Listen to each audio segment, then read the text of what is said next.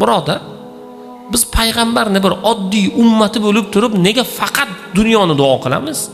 Tani sihat, xotirjam, dili beg'am, boylik, yangi mashina, yangi uy, to'y, boshqa orzu, havas, hamma narsa.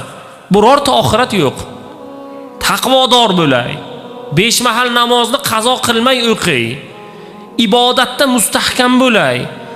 Oxirida kalimam la ilaha illalloh Muhammadur Rasululloh bo'lsin. Qur'onni arabiysidan tilovat qilishlikni o'rganay degan duo nega yo'q? Hamma narsa bor, birodar. Farzandlarimiz haqida duo qilayotganda, shuning uchun payg'ambarimiz tanbeh berdilar.